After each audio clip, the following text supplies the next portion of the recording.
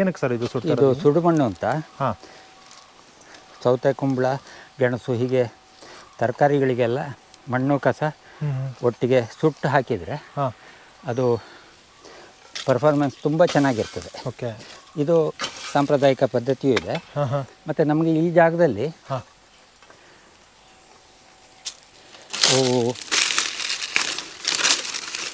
ಸಿಂಗೋನಿಯಮ್ ಅಂತ ಅಥವಾ ಮನಿ ಪ್ಲ್ಯಾಂಟು ಇದು ವಿಪರೀತವಾಗಿ ಬರುತ್ತೆ. ಸ್ವಲ್ಪ ಇದರ ಒಂದೊಂದು ಗಂಟು ಸಹ ಒಂದೊಂದು ಗಿಡವಾಗುವಷ್ಟು ಇದಕ್ಕೆ ಸಾಮರ್ಥ್ಯ ಇದೆ. ಇದನ್ನ ಕೆಲವು ಕಡೆ ನಮಗೆ ನಾಶ ಮಾಡಬೇಕಾಗತ್ತೆ. ಅದನ್ನೆಲ್ಲ ಸೇರಿಸಿ ನಾವು ಸುಡ್ತೀವಿ. ಅಂದರೆ ಇದು ಸುಡ್ತಾ ಇರೋದು ಹೌದು, ಬೆಳೆ ಚೆನ್ನಾಗಿ ಬರಲಿ ಅಂತ. ಹೌದು ಹೌದು. ಇದನ್ನು ಈಗ ಅಲ್ಲಿ ಗೆಣಸಿದೆ, ಆ ಗೆಣಸಿಗೆ ಹಾಕೋದಕ್ಕಾಗಿ ಇಲ್ಲಿಗೆ ಅದು ಮಾಡ್ತಾ ಇದ್ದೀವಿ. ಓಕೆ. ಮತ್ತು ಸೌತೆ ಮಾಡಿದಾಗೂ ಸಹ ಇದು ಹಾಕಿದ್ರೇ ಬರೋದು. ಭತ್ತದ ಗದ್ದೆನೂ ಸಹ ನಮ್ಮದು ಸ್ವಲ್ಪ ಇಲ್ಲಿ ಎಸಿಡಿಕ್ ಇದೆ ಭೂಮಿ. ಗದ್ದೆ ಚೆನ್ನಾಗಿ ಬರದೇ ಇರುವಾಗ ಇದನ್ನು ಸ್ವಲ್ಪ ಹಾಕಿದರೆ ಗದ್ದೆ ಚೆನ್ನಾಗಿ ಬರುತ್ತೆ. ಓಕೆ. ಸುಡು ಮಣ್ಣನ್ನು. ಸುಡು ಮಣ್ಣನ್ನು. ಇದು ನಮ್ಮ ನೈಸರ್ಗಿಕ ಪದ್ಧತಿಯಲ್ಲಿ ತುಂಬ ಜನ ಒಪ್ಪಲ್ಲ ಅಂತಾರೆ. ಅಂದರೆ ಯಾವುದನ್ನು ಸುಡಬಾರ್ದು ಅಂತಾರೆ. ಇಲ್ಲ, ಹಾಗೇನೂ ಇಲ್ಲ. ಇದು ಯಾವುದು ಪಾರಂಪರಿಕವಾಗಿ ಬಂದಿದೆಯೋ, 3 ತಲೆಮಾರಿನಿಂದ ನಡೀತಾ ಬಂದಿದೆಯೋ, ಅದರಲ್ಲಿ ಏನೋ ಒಂದಷ್ಟು ಅರ್ಥ ಇರುತ್ತೆ. ಅದನ್ನು ನಾವು ಅನುಸರಿಸುವಾಗ ಅದರ ತಪ್ಪು ಸರಿಗಳನ್ನು ನಿಷ್ಕರ್ಷೆ ಮಾಡುವಲ್ಲಿ 10 ಸಲ ಪ್ರಶ್ನೆ ಮಾಡಿ ಪ್ರಯೋಗ ಮಾಡಿ ಮತ್ತೆ ಅದನ್ನು ಶೋಧನೆ ಮಾಡಬೇಕು. ಓಕೆ. ತುಂಬ ಅಷ್ಟು ಬೇಡದ್ದಿರ್ಬೋದು, ಆದರೆ ಅದಕ್ಕಿಂತ ಹೆಚ್ಚು ಬೇಕಾದ್ದೇ ಬೇಕಾದಿದೆ. ಹೌದು. ಒಂದು 3 ತಲೆಮಾರಿನಲ್ಲಿ ಜ್ಞಾನ ಸಂವಹನೆ ಆಗಿದೆ ಅಂದರೆ 3 ತಲೆಮಾರಿನಲ್ಲಿ ವಂಶ ಮತ್ತು ಜೀವ ಸಂವಹನೆಯೂ ಆಗಿದೆಯಲ್ಲ. ಹೌದು. ಹಾಗಾದ ಕಾರಣ ಅಲ್ಲಿ ಬದುಕು ಇತ್ತು, ಬದುಕು ಪ್ರಕೃತಿಗೆ ಪೂರಕವಾಗಿತ್ತು ಅಂತ ಹೇಳಿ ಒಂದು ಗ್ರಹಿಸ್ಬೋದು ನಾವು. ಈಗ ಉತ್ಪತ್ತಿ ಹೆಚ್ಚು ಮಾಡುವ ಪ್ರಕ್ರಿಯೆಯಲ್ಲಿ ರಾಸಾಯನಿಕವನ್ನು, ಕಾರ್ಖಾನೆಯ ಉತ್ಪತ್ತಿಯನ್ನು ಬಳಸುವುದಕ್ಕಿಂತ ಅತ್ಯಂತ ಸರಳವಾಗಿ, ಅತ್ಯಂತ ನೈಜವಾಗಿ, ಅತ್ಯಂತ ಸ್ಥಳೀಯವಾಗಿ ಮಾಡುವಂತಹ ಈ ಪದ್ಧತಿ ಎಷ್ಟೋ ಧಾರಾಳವಾಗಿ ಇದನ್ನು ನೈಸರ್ಗಿಕ ಅಂತಲೇ ಒಪ್ಪಬಹುದು. ಓಕೆ. ನಾವು ರಾಸಾಯನಿಕ ತಂದು ಹಾಕೋದಕ್ಕಿಂತ ಈ ಥರ ಮಾಡ್ಕೊಂಡ್ರೆ ಬೆಟರ್. ಮಾಡೋದು ತುಂಬ ಬೆಟರ್. Okay sir. ಓಕೆ. ಅಂದರೆ ಸರ್ ನೀವು ಸ್ಟಾರ್ಟಿಂಗಿಂದನೂ ರಾಸಾಯನಿಕ ಹಾಕಿಲ್ಲ. ನೀವು ಕೃಷಿ ಮಾಡಬೇಕು ಅಂತ ಬಂದಿದ್ದೆ ಆರ್ಗ್ಯಾನಿಕ್, ಸಾವಯವ? ಅಲ್ಲ, ಬಂದ ಕೂಡಲೇ ನನಗೇನೂ ಗೊತ್ತಿರಲಿಲ್ಲ. ಬಂದ ಕೂಡಲೇ ಒಂದು ಸಲ ರಾಸಾಯನಿಕ ಹಾಕಿದ್ದೇನೆ. ಓಕೆ. ಎಲ್ಲ ಆಗ ತೆಂಗಿನ ಗಿಡ ಮಾತ್ರ ಇದ್ದಿದ್ದು. ತೆಂಗಿನ ಗಿಡಗಳಿಗೆ ಎಲ್ಲದಕ್ಕೂ ಸಹ ಇದು ಕಾಂಪ್ಲೆಕ್ಸ್ ಗೊಬ್ಬರ ಹಾಕಿದ್ದೆ. ಅಷ್ಟೊತ್ತಿಗೆ ಈ ವಿಚಾರಗಳೆಲ್ಲ ಗೊತ್ತಾಯಿತು, ಮತ್ತೆ ಎಂದು ಹಾಕಲಿಲ್ಲ. ಓಕೆ. ಅಂದರೆ ಇದಕ್ಕೂ ಮುಂಚೆ ನೀವು ದಕ್ಷಿಣ ಕನ್ನಡ ಜಿಲ್ಲೆಯಲ್ಲಿ ಇದ್ದೀರಿ ಅಲ್ವಾ? ಹೌದು. ಅಲ್ಲಿ ನಿಮ್ಮ ಪೂರ್ವಜರೆಲ್ಲ ಯಾವ ರೀತಿ? ಅಲ್ಲಿ ಈಗ ನಮ್ಮ ತಂದೆ ಈಗ 40 ವರ್ಷದ ಹಿಂದೆ ಎಲ್ಲರೂ ಸಾವಯವವೇ, ರಾಸಾಯನಿಕ ಇರಲಿಲ್ಲ. ಆಮೇಲೆ ಪ್ರಯತ್ನಪೂರ್ವಕವಾಗಿ ಮತ್ತು ಏನು ಪ್ರಚೋದಕಾತ್ಮಕವಾಗಿ ರೈತರನ್ನು ಇದು ರಾಸಾಯನಿಕಕ್ಕೆ ಪರಿವರ್ತನೆ ಮಾಡಲಿಕ್ಕಾಯಿತು, ಒತ್ತಾಯಪೂರ್ವಕವಾಗಿ.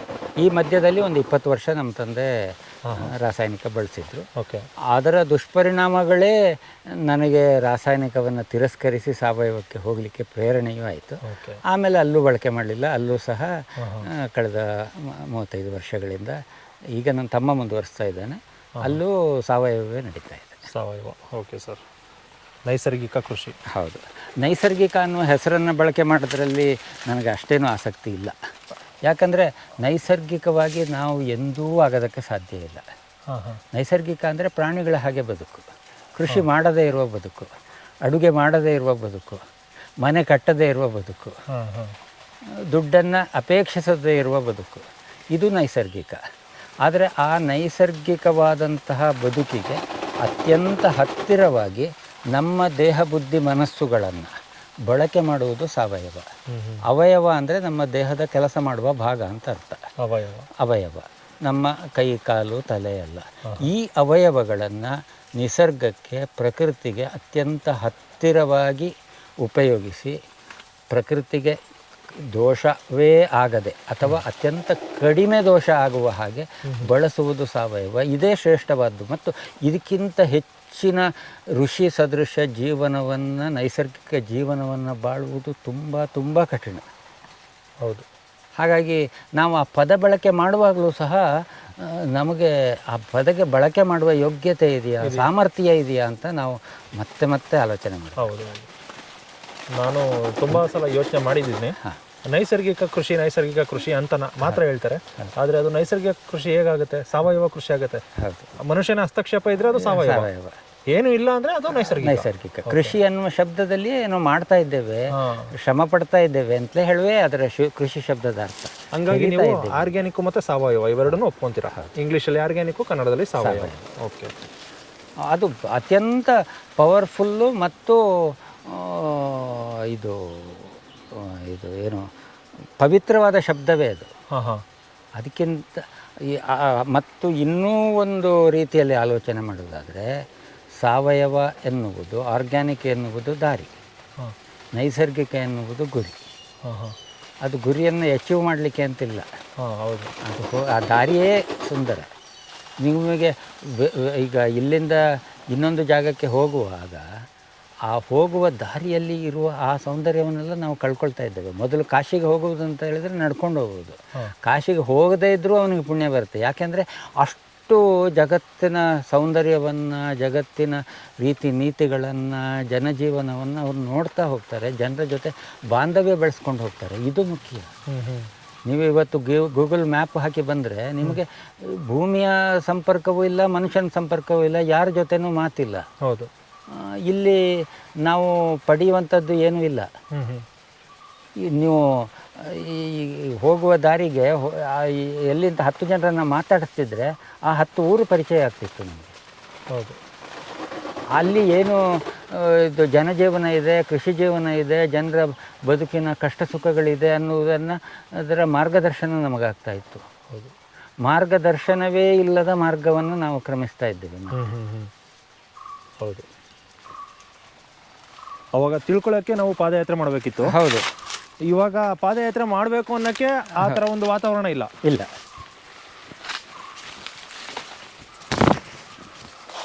ಮತ್ತು ಪಾದಯಾತ್ರವೇ ಎಲ್ಲ. ಆದ್ದರಿಂದವೇ ಇವತ್ತಿಗೂ ಕೂಡ ನಾವು ಒಂದು ದಾಖಲೆಯನ್ನು, ಒಂದು ವಿಚಾರವನ್ನು ಹೇಳುವಾಗ ಫುಟ್ ಪ್ರಿಂಟ್ ಅನ್ನುವ ಶಬ್ದವನ್ನು ಬಳಸ್ತೇವೆ. ಫುಟ್ ಪ್ರಿಂಟ್ ಅನ್ನಂದರೆ ನಡಿಬೇಕು, ಬರಿಗಾಲಲ್ಲಿ ನಡಿಬೇಕು.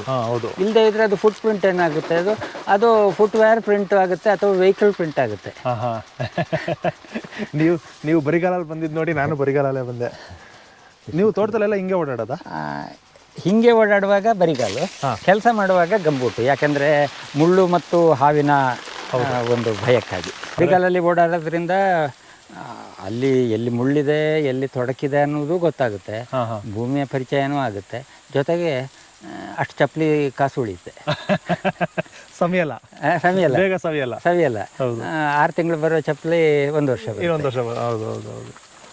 ಹಾಗೆ ಎಲ್ಲಿ ಅಗತ್ಯ ಇದೆಯೋ, ಈಗ ಹತ್ತಿರಕ್ಕೆ ನಡ್ಕೊಂಡು ಹೋಗ್ಬೋದು, ದೂರಕ್ಕಾದರೆ ವಾಹನ ಬೇಕು.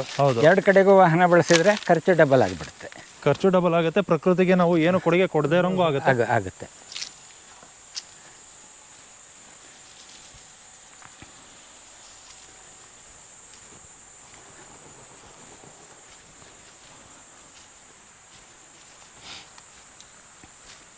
ಸರ್, ಅಂದರೆ ನೀವು ಓದಿದ್ದು ಇಂಜಿನಿಯರಿಂಗ್. ಹೌದು. ಅದಾದ ನಂತರ ಜಾಸ್ತಿ ಕೆಲಸನೂ ಮಾಡಿಲ್ಲ? ಇಲ್ಲ, ಒಂದು 6-8 ತಿಂಗಳು ಮಾತ್ರ. ಅದಾದ ನಂತರ ಬರೀ ಕೃಷಿ ಜೀವನ? ಹೌದು. 41 ವರ್ಷ ಆಯ್ತು ಈಗ ಇಲ್ಲಿ. ಕೃಷಿ ಬಿಟ್ಟು ಇನ್ನೇನು ಇಲ್ಲ? ಮತ್ತು ನೀವು ಅಷ್ಟು ಓದಿ ಏನೂ ಕೆಲಸ ಮಾಡದೆ ಬರೀ ಕೃಷಿಗೆ ಬಂದಿದ್ರೆ ಏನಕ್ಕೆ ಅಷ್ಟು ಓದಬೇಕಿತ್ತು ಅಂತ ಪ್ರಶ್ನೆ ಬೇರೆಯವ್ರಿಗೆ ಮೂಡುತ್ತೆ ಅನಿಸುತ್ತೆ. ಒಂದು ಥರದಲ್ಲಿ ಹೇಳೋದಾದರೆ ಓದಬೇಕಾಗಿಲ್ಲ, ಅಥವಾ ಓದಿದ್ದನ್ನು ಒಂದು ಸ್ವಲ್ಪ ಇಲ್ಲಿ ನಾನು ಬಳಸ್ಕೊಳ್ತೀನಿ ಅನ್ನೋದು ನಿಜ. ನಿಮಗೆ ಮುಂದೆ ತೋರಿಸ್ತೀನಿ. ನಮ್ಮ ಹತ್ರ ಒಂದು ಟೂಲ್ ರೂಮು, ವರ್ಕ್ಶಾಪ್ ಸೆಟಪ್ ಉಂಟು. ಈ ಕೃಷಿಗೆ ಸಂಬಂಧಪಟ್ಟಂತಹ ಸಾಕಷ್ಟು ಯಾಂತ್ರಿಕ ವಿಷಯಗಳನ್ನು ನಾನೇ ಮಾಡುವ ಒಂದು ಹವ್ಯಾಸವಾಗಿ ಇಟ್ಕೊಂಡಿದ್ದೀನಿ. ಆದ್ದರಿಂದ ದುಡ್ಡು ಉಳಿತದೆ, ನಾನು ಓದಿದ್ದು ಆರ ದೃಷ್ಟಿಯಲ್ಲಿ ಪ್ರಯೋಜನ ಆಗ್ತದೆ. ಈಗ ಇಲ್ಲಿ ಹೀಗೆ ತರ್ಕ ಮಾಡಿದರೆ ಸ್ಪ್ರಿಂಕ್ಲರ್ ನೀರಾವರಿ ಬೇಡ ಅಂತಲೇ ನಾನು ವಾದಿಸ್ತೇನೆ. ಆದರೂ ಸಹ ಇವತ್ತಿನ ನಾಗರಿಕ ಜಗತ್ತಿನ ಜೊತೆ ಒಂದು ಸಣ್ಣ ಪೈಪೋಟಿ ನನಗೂ ಇರುವ ಕಾರಣ ನಾನು ಯಾದರೂ ಬಾವಿ ನೀರಿಗೆ ಸ್ಪ್ರಿಂಕ್ಲರ್ ಹಾಕಿದ್ದೀನಿ. ಸ್ಪ್ರಿಂಕ್ಲರ್ ಹಾಕುವಾಗ ಅದಕ್ಕೆ ಸಾಕಷ್ಟು ತಜ್ಞತೆ ಬೇಕು. ಇಡೀ ಪೈಪ್ಲೈನನ್ನು ಹಾಕುವ ಶ್ರಮವನ್ನು ಮತ್ತು ತಜ್ಞತೆಯನ್ನು ನಾನೇ ನಿರ್ವಹಿಸಿದ್ರಿಂದ ನನಗೆ ಲಕ್ಷಾಂತರ ರೂಪಾಯಿ ದುಡ್ಡು ಉಳಿದಿದೆ. ಅದರ ಹಿನ್ನೆಲೆಯಲ್ಲಿಯೂ ಸಹ ಕೃಷಿ ಇಂಜಿನಿಯರಿಂಗು ವಿದ್ಯೆ ಸಹಾಯ ಮಾಡಿದೆ ಅಂತ. ಮತ್ತು ಯಾವುದೇ ವಿದ್ಯೆಯೂ ಸಹ ಯಾವುದೇ ಕಳೆಯೂ ಪ್ರಯೋಜನ ಕೊಡುವ ಹಾಗೆ ಪ್ರಯೋಜನ ಕೊಡುತ್ತೆ ಅಂತ ಇನ್ನೊಂದು ತರ್ಕ ಮಾಡಬಹುದು. ಮತ್ತು ನಮ್ಮವರು 64 ವಿದ್ಯೆಗಳನ್ನು ಹೇಳಿದರು, ಹೌದು. ಬಗೆ ಬಗೆಯಾಗಿ. ಅದರಲ್ಲಿ ಚೋರ ವಿದ್ಯೆಯೂ ಒಂದಿದೆ. ಕಳ್ಳನನ್ನು ನಿರ್ವಹಿಸಬೇಕಾದ್ರೆ, ನಿಭಾಯಿಸಬೇಕು ಅಂತಾದರೆ ಅವ ಹೇಗೆ ಕಳ್ಳತನ ಮಾಡಿ ಅನ್ನುವಂಥ ಗೊತ್ತಿಲ್ಲದೆ ಹೋದರೆ ಅವನನ್ನು ತಡೆಯುವುದು ಹೇಗೆ? ಅಂದರೆ ಕಳ್ಳ ಬುದ್ಧಿ ಇರಬೇಕು. ಕಳ್ಳ ಬುದ್ಧಿಯನ್ನು ಅಂದರೆ ಕಳ್ಳ ಯಾವ ಬುದ್ಧಿಯನ್ನು ಉಪಯೋಗಿಸಿ ಆ ವಿದ್ಯೆ ಇದು ಕೆಲಸ ಮಾಡ್ತಾನೆ. ಕಳ್ಳತನವನ್ನು ಮಾಡಬೇಕಾದ್ರೆ ಯಾವ ಹೊತ್ತಿನಲ್ಲಿ ಅವನು ಕಳ್ಳತನ ಮಾಡ್ಬೋದು, ಯಾವ ಸಂಪತ್ತನ್ನು ಮಾಡ್ಬೋದು, ಹೇಗೆ ಅವ ಕನ್ನ ಕುಡಿಬೋದು ಇತ್ಯಾದಿ ನಮಗೆ ಗೊತ್ತಿಲ್ಲದೆ ಹೋದರೆ ಅದನ್ನು ತಡೀಲಿಕ್ಕಾಗಲ್ಲ. ಹೌದು. ಆದ್ದರಿಂದ ಅದೂ ಒಂದು ವಿದ್ಯೆಯ ಒಂದು ಪ್ರಕಾರವ ಅಂತ ಹೇಳಿ ಗೌರವಿಸಿದ್ದಾರೆ ನಮ್ಮವರು. ಆ ದೃಷ್ಟಿಯಿಂದ ನೋಡಿದರೂ ಸಹ ಇಂಜಿನಿಯರಿಂಗು ನಮ್ಮ ಜಗತ್ತಿಗೆ ಮಾಡ್ತಾ ಇರುವಂತಹ ಅಪಾಯಗಳು ವಿಪರೀತ ಇದೆ. ವಿಪರೀತ ಇದೆ. ಮತ್ತು ಇಂಜಿನಿಯರಿಂಗ್ ಕಾರಣವಾಗಿಯೇ ಈ ಜಗತ್ತು ಇಷ್ಟು ವಿನಾಶದ ಪ್ರಕೃತಿ ವಿನಾಶವಂತ ಹಂತಕ್ಕೆ ಹೋಗ್ತಾ ಇದೆ. ಅದನ್ನು ಅರ್ಥ ಮಾಡಿಕೊಂಡು ವಿಶ್ಲೇಷಣೆ ಮಾಡಲಿಕ್ಕೆ ನನಗೆ ಆ ಓದು ಬಹಳ ಸಹಾಯ ಮಾಡಿದೆ. ಮತ್ತು ಅದರ ಜೊತೆಯಲ್ಲಿ ನನ್ನ ಹೆಸರಿನ ಜೊತೆ BE ಮೆಕ್ಯಾನಿಕಲ್ ಅನ್ನುವಂತಹ ಒಂದು ಟ್ಯಾಗ್ ವರ್ಡ್ ಹಾಕುವ ಮೂಲಕ ನಾನು ಯಾರೋ ಒಬ್ಬ ಹೆಬ್ಬೆಟ್ಟು ಮಾಡ್ತಾ ಇದ್ದೀನಿ ಅನ್ನುವ ಭಾವ ಬಾರದೆ ಒಂದು ಗೌರವವನ್ನು ಸುಲಭದಲ್ಲಿ ಗಳಿಸುವಂತಹ ಒಂದು ವಿಷಯವೂ ಇದಾಗುತ್ತೆ. ಓಕೆ, ಅಂದರೆ ನಿಮ್ಮ ಓದಿ ನಾನು ಕೃಷಿ ಮಾಡ್ತಾ ಇದ್ದೀನಿ ಅಂದರೆ ಒಂದಷ್ಟು ಜನಕ್ಕೆ ಸ್ಫೂರ್ತಿನೂ ಆಗುತ್ತೆ, ಸುಲಭದಲ್ಲಿ ಗೌರವನೂ ಬರುತ್ತೆ. ಹಾಗೆ ಯಾರೋ ಓದದೇ ಇರ್ದೋ ಅವನು ಫೇಲ್ ಆಗಿದ್ದಾನೆ ಅದರಿಂದ ಕೃಷಿ ಮಾಡ್ತಿದ್ದಾನೆ ಅನ್ನುವಂತಹ ಮಾತು ಬಹಳ ಸುಲಭವಾಗಿ ನಮ್ಮ ಸಮಾಜದಲ್ಲಿ ಬಂದುಬಿಡುತ್ತೆ. ಇವತ್ತು ಹೀಗೆ ನೀನು ಏನು ಮಾಡ್ತಾ ಇದ್ದೀನಿ ಅಂದರೆ ಮನೆಯಲ್ಲಿದ್ದೀನಿ ಅಂತ ಕೃಷಿ ಮಾಡುವ ಹೇಳುವುದು ಸಾಮಾನ್ಯ. ಮತ್ತು ಮನೆಯಲ್ಲಿದ್ದೀಯಾ ಅಂತ ಬಹಳ ತಸಾರವಾಗಿ ಹೇಳುವುದು ಸಹ ಜನಸಾಮಾನ್ಯ ಆಗಿದೆ. ಕೃಷಿ ಮಾಡುವುದು ನಿಜವಾದಂತಹ ಯೋಗ್ಯತೆ ಅಂತ ಗುರುತಿಸುವಂತಹ ಸ್ಥಿತಿ ಇಲ್ಲ ಇವತ್ತು. ಅಂಥದ್ರ ಮಧ್ಯದಲ್ಲಿ ಈ ಒಂದು ಡಿಗ್ರಿಯು ಸಣ್ಣ ಮಟ್ಟಿನ ಪ್ರಯೋಜನಕ್ಕೆ ಬಂದಿತು ಅಂತ ಹೇಗೆ ತುಂಬ ಸುಂದರವಾದ ವೇಷಭೂಷಣ ನಮ್ಮ ವರ್ಚಸ್ಸಿಗೆ ಅಗತ್ಯ ಇಲ್ಲದೆ ಹೋದರೂ ಸಹ ವೇಷಭೂಷಣವೂ ಒಂದು ವರ್ಷವನ್ನು ಕೊಡ್ತದೆ ಅನ್ನುವಂತಹ ಒಂದು ಮಾತನ್ನು ಗಮನಿಸಿದರೆ ಆ ದೃಷ್ಟಿಯಿಂದಲೂ ಸಹ ಸಣ್ಣ ಪ್ರಯೋಜನಕ್ಕೆ ಆಗ್ತದೆ. ಮತ್ತು ಈ ಎಲ್ಲ ವಿಚಾರಗಳು ಸಹ ಹೇಗೆ ಸಣ್ಣ ಪ್ರಾಯದಲ್ಲಿ ಇಲ್ಲದ ದೈಹಿಕ ಶಕ್ತಿ, ಮಾನಸಿಕ ಶಕ್ತಿ, ವಿಚಾರ ಶಕ್ತಿ ಬೆಳೆದ ಹಾಗೆ ಬರ್ತದೋ ಹಾಗೆ ನಾನು ಆಡುವ ಇವತ್ತಿನ ಮಾತುಗಳು ನಾನು 16ನೇ ವರ್ಷ ಇಂಜಿನಿಯರಿಂಗ್ ಸೇರುವ ಕಾಲಕ್ಕೆ ಇರಲಿಲ್ಲ. ಅದು ಆ ಯೋಚನೆ ನನಗೆ ಬರಲಿಕ್ಕೆ ಸಾಧ್ಯ ಇಲ್ವಲ್ಲ. ಈ ಮಾತು ಬರೋದಕ್ಕೆ ಅನುಭವ ಬೇಕು, ಈಗ ಮಾಡಿದ ಪ್ರಕೃತಿಯ ಹಿನ್ನೆಲೆ ಬೇಕು. ಹಾಗಾಗಿಯೂ ಓದಿದೆ ಅಂತಲೂ ಅಂದ್ಕೋಬೋದು. ಒಟ್ಟಾಗಿ ನೋಡಿದರೆ ಓದಿನಿಂದ ವಿದ್ಯೆ ಮತ್ತು ಓದಿನಿಂದ ವಿದ್ಯೆ ಬಂದಿದೆ ಅಂತಾದರೂ ಒಪ್ಪಿಕೊಳ್ಬೋದು. ಓದಿನಿಂದ ಅನ್ನ ಬರುವ, ಸಂಬಳ ಬರುವ ಒಂದು ವಿಚಾರ ಇದೆಯಲ್ಲ, ಇದು ಭಯಾನಕವಾದ್ದು ಮತ್ತು ಇದು ಹೋಗಲೇಬೇಕು. ನೋನಿ ಗಿಡ ಅಲ್ಲ ಸರ್ ಇದು? ನೋನಿ, ಹೌದು. ಅಂದರೆ ಇದನ್ನು ನೀವು ಯೂಸ್ ಮಾಡ್ತೀರಾ? ಹೌದು, ಇದರಲ್ಲಿ ನಾವು ಸೋಪ್ ಮಾಡ್ತೀವಿ, ಜ್ಯೂಸ್ ಮಾಡ್ತೀವಿ. ಸರ್, ಮತ್ತು ಇದರ ಮರದಿಂದನೂ ಪೌಡ್ರ್ ಮಾಡ್ತೀವಿ. ಎಲ್ಲನೂ ಒಳ್ಳೆ ಭಾಳ ದಿವ್ಯವಾದ ಔಷಧಿ ಇದು ನೋನಿ ಗಿಡ. ತಂಪು, ಈಗ ಅಲ್ಲಿಗೆ ಎಷ್ಟು ತಂಪು ಆಯ್ತು. ಎಷ್ಟು ವರ್ಷದ ಇರ್ಬೋದು ಸರ್ ಇದು ಮರ? ಒಂದು 20 ವರ್ಷ ಇರ್ಬೋದು. 20 ವರ್ಷ, ಓಕೆ. ಇದಕ್ಕೆ ಒಳ್ಳೆ ಟಿಂಬರ್ ವ್ಯಾಲ್ಯೂ ಇದೆ. ನೆಟ್ಟಿಗೆ ಬಿಟ್ಟರೆ ತುಂಬ ಅಲಂಕಾರಿಕವಾದಂತಹ ಆಸನಗಳನ್ನು ಮಾಡ್ಬೋದು. ಓಕೆ. ಅಂದರೆ ನೋನಿ ಪ್ರಚಲಿತಕ್ಕೆ ಬಂದಿದ್ದು ನಮಗೆ ಗೊತ್ತಾಗಿದ್ದು ಒಂದು 5-6 ವರ್ಷದಿಂದ ಇರ್ಬೋದು. ಹೌದು. ಅಂದರೆ ಇದು 20 ವರ್ಷದ ಮರ. ಹೌದು. ನೀವು ಯಾವಾಗಿಂದ ಇದನ್ನು? ಆಗಲೂ ನೋನಿ ಸ್ವಲ್ಪ ಮಾರ್ಕೆಟ್ನಲ್ಲಿ ಪ್ರಾಡಕ್ಟ್ ಆಗಲಿಕ್ಕೆ ಹೊರಟಿತ್ತು. ಅದಕ್ಕಿಂತ ಹೆಚ್ಚು ದಕ್ಷಿಣ ಕನ್ನಡದ ಹಳ್ಳಿಗಳಲ್ಲಿ ಇದು ರಂಗಿನ ಮರ ಅಂತ ಹೇಳಿ ಜಾಂಡಿಸಿಗೆ ಇದನ್ನೇ ಬಹಳ ವಿಶೇಷವಾದಂಥ ಇದು ಮತ್ತು ನೆಲನೆಲ್ಲಿಯನ್ನು ಔಷಧಿಯಾಗಿ ಬಳಸುವಂತಹ ಪದ್ಧತಿ ಪ್ರಚಲಿತದಲ್ಲಿ ಇತ್ತು. ಹಾಗಾಗಿ ನಾನು ಭಾಳ ಬೇಗ ಅದನ್ನು ನೆಡುವ ಒಂದು ಅವಕಾಶ ಬಂತು. ಬಳ್ಳಿಯಾಗಿ ಹಬ್ಬುವ ಒಂದು ಬಿದಿರಿನ ಪ್ರಭೇದ. ಓಕೆ. ಯಾವುದು ಟೀಕ್ ಮರದ ಮೇಲೆ ಹೋಗಿದೆಯಾ? ಹೌದು.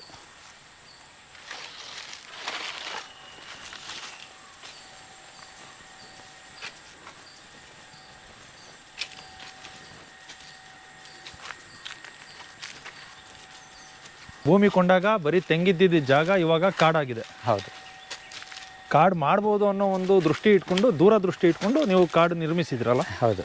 Okay sir.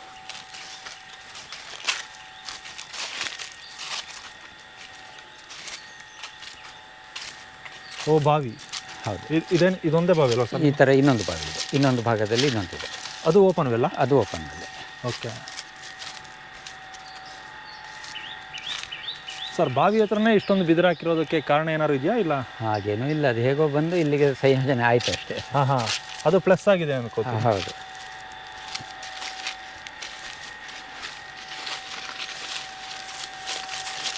ಇದು ಒಂದು 200 ಜನ ಕೂತು ಸಭೆ ಮಾಡಲಿಕ್ಕೂ ಆಗುವ ಹಾಗಿರುವ ಒಂದು ಜಾಗ ಇದೆ. ಓಕೆ.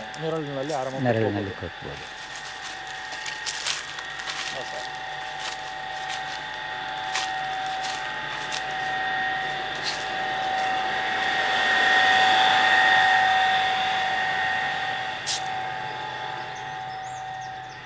ಮಳೆಗಾಲದಲ್ಲಿ ಈ ಮಟ್ಟಕ್ಕೆ ನೀರು ಬರ್ತದೆ.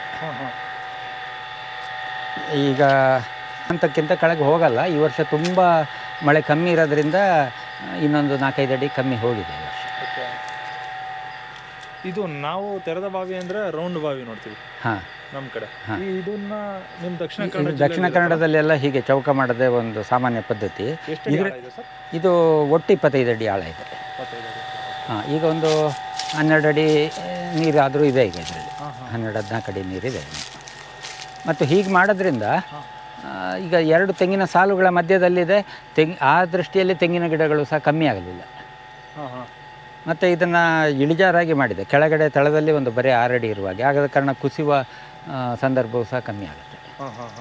ಮತ್ತು ಇದು ಮೆಟ್ಲಿದು ಹೊತ್ಕೊಂಡು ಮೇಲೆ ಹೋಗೋದಕ್ಕೂ ಸಹ ಎಲ್ಲ ಮನುಷ್ಯ ಮಾಡ್ತಿದ್ದ ದಿನಗಳಲ್ಲಿ ಮಾಡಿದ್ದಿದ್ದು. ಓಕೆ, ಈ ರೀತಿ ಮೆಟ್ಲಿದೆಯಾ? ಹೌದು. ಅಂದರೆ ಇಲ್ಲಿ ಮಣ್ಣ ಮೆಟ್ಲಿದೆ. ಇದು ನಮ್ಮ ಈಜುವ ಅನುಕೂಲಕ್ಕಾಗಿ ಮಾಡಿದಂತಹ ವಿಶೇಷ ಮೆಟ್ಲಿದೆ. ಹೌದು.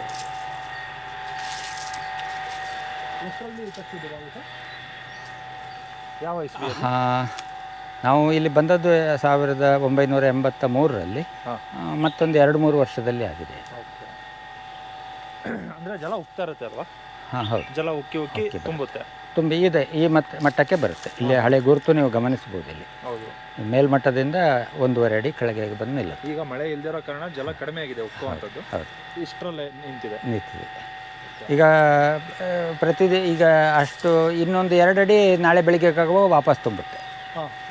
ಓಕೆ, 2 ಅಡಿ ತುಂಬಿರುತ್ತಾ? ಹೌದು, ಬೆಳಿಗ್ಗೆ ಅಷ್ಟರಲ್ಲಿ ಈ ಮಟ್ಟಕ್ಕೆ ಬಂದಿರುತ್ತೆ. ಈಗೇನು ಲಿಫ್ಟ್ ಮಾಡ್ಕೋತಾ ಇದ್ದೀರಾ ಅಷ್ಟೆಲ್ಲ ತುಂಬಿರುತ್ತೆ? Okay sir.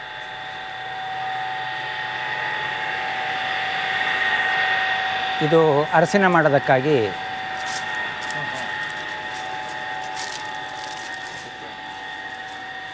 ಅರಿಶಿನ ಬೆಳೆ ತೆಗ್ದಿದ್ದೀರಾ ಆಲ್ರೆಡಿ? ಹೌದು, ಈಗ ಮತ್ತೆ ಹಾಕಬೇಕಿಲ್ಲಿ.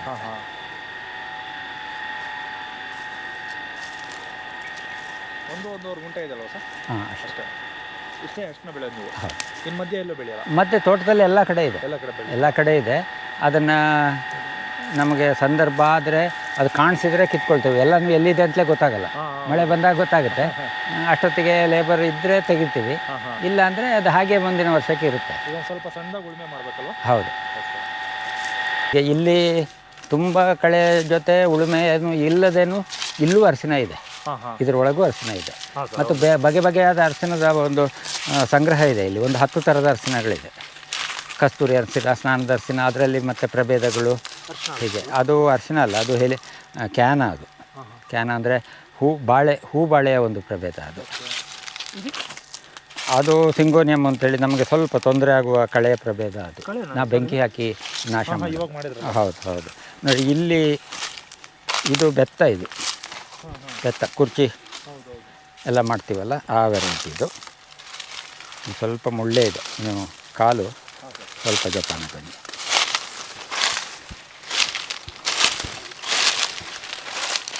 ಇದರ ಒಳಗೆಲ್ಲ ಬೇರೆ ಬೇರೆ ರೀತಿಯ ಅರಿಶಿನದ ಸಂಗ್ರಹ ಇದೆ. ಇದನ್ನೇನು ನಾವು ಕೀಳಲ್ಲ, ಆದರೆ ಇಂತಹ ವೆರೈಟಿನೂ ಇದೆ ಅಂತ ತೋರಿಸೋದಕ್ಕೆ. ಸ್ನಾನದ ಪುಡಿ ಮಾಡುವಾಗ ಮಾತ್ರ ಸ್ನಾನದ ಅರಿಶಿನ ಕಿತ್ಕೊಂಡು ಸ್ವಲ್ಪ ಸೇರಿಸ್ತೀವಿ, ಮತ್ತದು ಬರುತ್ತೆ. ಓಕೆ, ನೋಡಿ, ಅದು ಒಂದು ರಾಸನ ಶುಂಠಿ ಅಂತೇಳಿ, ಅದು ಸತ್ತಿಲ್ಲ. ಅದು ಉಳಿದಂತೆ ಶುಂಠಿ ಅರಿಶಿನದಾಗೆ ಸಾಯಲ್ಲ, ಶಾಶ್ವತವಾಗಿರುತ್ತೆ. ಓಕೆ, ತುಂಬ ಸುವಾಸನೆ ಇರುತ್ತೆ. ರಾಸನ ಶುಂಠಿ? ಹೌದು. ಓಕೆ. ಎಷ್ಟು ಹಿತವಾಗಲ್ವಾ ಹಾಂ ಸರ್, ವಾಸನೆ? ಚೆನ್ನಾಗಿದೆ. ಹಾಗೆ ಏನು ಔಷಧಿಗೆ ಬಳಸ್ತೀರಾ ಅದು? ಹೌದು, ಔಷಧಿಗೆ ಬಳಸ್ತೀವಿ. ಹಾಂ ಸರ್, ಮತ್ತು ಈ ರೀತಿ ಕಡೆ ನಾನು ಎಲ್ಲೂ ನೋಡಿಲ್ಲ ಬೇರೆ ಕಡೆ.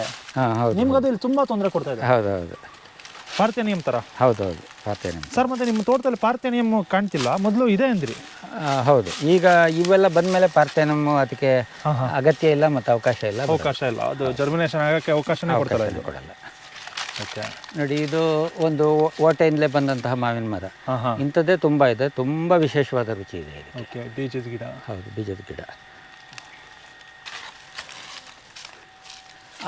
ಅದು ಬೀಜದ ಗಿಡನೇ. ಅದು ಈ ಮಿಡಿ ಮಾವಿನ ಜಾತಿ. ಅದು ಇದು ಹೇಗೆ ಅಂದರೆ ಹಣ್ಣೇ ರುಚಿ, ಹಣ್ಣಿಗಿಂತ ಬಲ್ತಕಾಯಿ ರುಚಿ.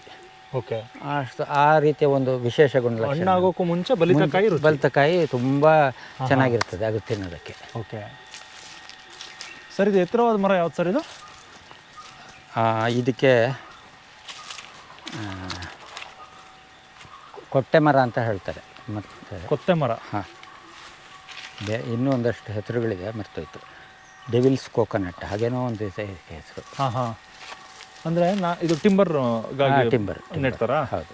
ನಿಮ್ಮ ದಕ್ಷಿಣ ಕನ್ನಡ ಜಿಲ್ಲೆಯಲ್ಲಿ ನಾವು ನೋಡಿದ್ದೀವಲ್ಲ, ಅಲ್ಲೆಲ್ಲ ಉದ್ದುದ್ದ ಮರ ಇರುತ್ತೆ ತೋಟಗಳಲ್ಲಿ. ಹಾಂ, ಇಲ್ಲಿ ಕಡಿಮೆ. ಇದು ಆ ಸೈಡ್ದಾ? ಹೌದು, ಇದೆಲ್ಲ ಪಶ್ಚಿಮ ಘಟ್ಟದ.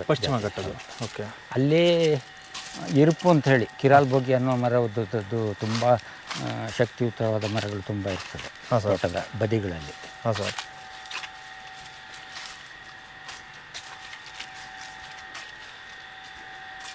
ಇದು ಕವಳೆ ಹಣ್ಣು ಅಥವಾ ಉಪ್ಪಿನಕಾಯಿಗೆಲ್ಲ ಬಳಕೆ ಮಾಡ್ತಾರೆ. ಹಾಂ ಹಾಂ, ಹೂ ಬಿಡುತ್ತಲ್ಲ ಸರ್ ಇದು? ಕರಂಡೆ ಅಂತ. ಕರವಂದ ಉಪ್ಪಿನಕಾಯಿಗೆ ಬಳಸ್ತಾರಲ್ಲ, ಕೆಂಪಗಿರುತ್ತೆ. ಹೌದು ಹೌದು, ಕಪ್ಪಗಾಗುತ್ತೆ ಹಣ್ಣಾದ್ಮೇಲೆ. ಹಣ್ಣು ತುಂಬ ರುಚಿಯಾಗಿ ಇರುತ್ತೆ. ಹಾಂ ಸರ್, ಆದರೆ ಇಷ್ಟು ದೊಡ್ಡ ಮರ ನೋಡಿಲ್ಲ ನಾನು. ಬರೀ ಫೆನ್ಸಿಂಗ್ ಗಿಡ ಬೇಲಿ ಬದಿ ಹಾಕ್ತಾರಲ್ಲ, ಹೌದು, ಅದನ್ನು ಮಾತ್ರ ನೋಡಿದ್ದೆ. ಹಾಂ, ಓಕೆ ಸರ್. ಎಲೆ ಹಂಗೆ ಇದೆ. ಅದು ಸುಮಾರು ಒಂದು 10-20 ವರ್ಷ ಆಗಿದೆ ಸರ್ ಮರಕ್ಕೆ? ಆಗಿರ್ಬೋದು ಸರ್.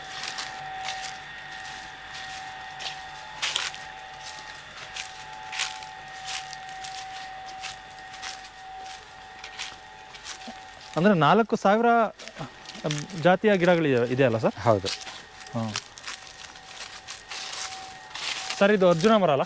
ಹೌದು, ನಿಜ.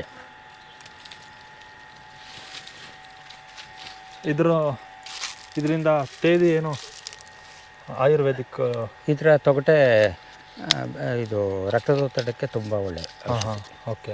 ಕಷಾಯ ಮಾಡಿ ಕುಡಿಯೋದು. ಒಂದು ಎಲೆ ಇರಲ್ವಲ್ಲ ಸರ್ ಈ ಒಂದು ಟೈಮ್ನಲ್ಲಿ? ಹೌದು.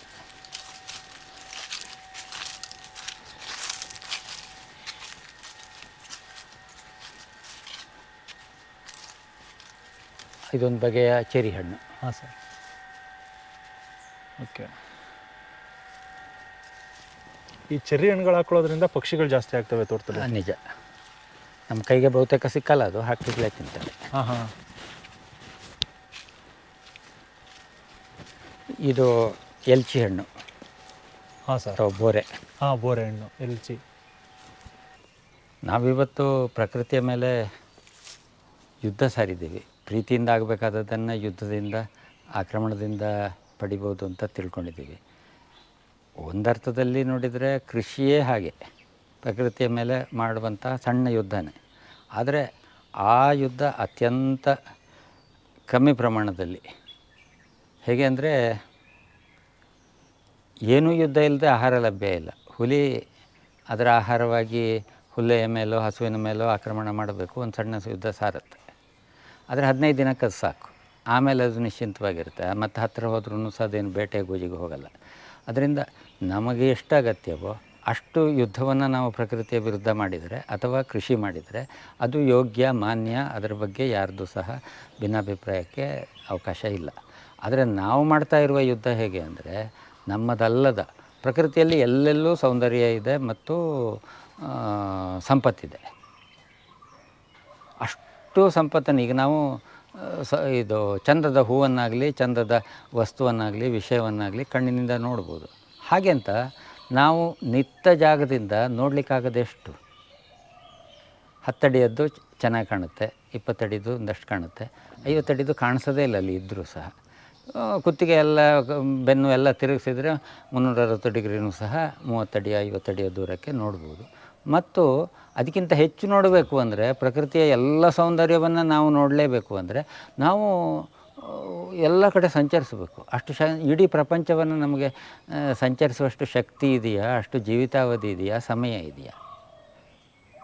ವೇಗವಾಗಿ ಸಂಚರಿಸ್ತೇನೆ ಅಂತ ವಾಹನ ಹತ್ತಿದರೆ ಸೌಂದರ್ಯವನ್ನು ನೋಡೋದೇ ಇಲ್ಲ, ನಾವು ಹೋಗ್ತೀವಿ ಅಷ್ಟೇ, ನೋಡೋಕ್ಕೆ ಆಗಲ್ಲ. ನೋಡಬೇಕಂದ್ರೆ ನಿಧಾನವಾಗಿ ನಡೆದೇ ಹೋಗಬೇಕು.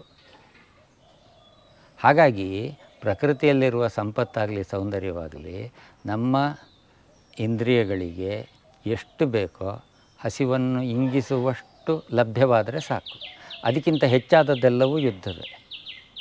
ಇವತ್ತು ನಾವು ತಲೆಮಾರುಗಳಿಗೆ ಆಗುವಷ್ಟು ಸಂಗ್ರಹಿಸುವ ಪ್ರವೃತ್ತಿಗಾಗಿ ಅಂತರ್ಜಲವನ್ನು ಭೂಮಿಯ ಮೇಲೆ ಇದು ಬೋರ್ ಹೊಡೆಯುವುದಂದರೆ ಯುದ್ಧ ಮಾಡುವುದೇ, ರಾಸಾಯನಿಕ ಗೊಬ್ಬರ ಹಾಕುವುದಂದರೂ ಸಹ ಯುದ್ಧ ಮಾಡುವುದೇ, ಒಂದೊಂದು ಕೃಷಿ ಸಲಕರಣೆಗಳು ಸಹ ಯಂತ್ರೋಪಕರಣಗಳು ಸಹ ಅಂತಿಮವಾಗಿ ಯುದ್ಧದ ಪ್ರಕ್ರಿಯೆಯೇ.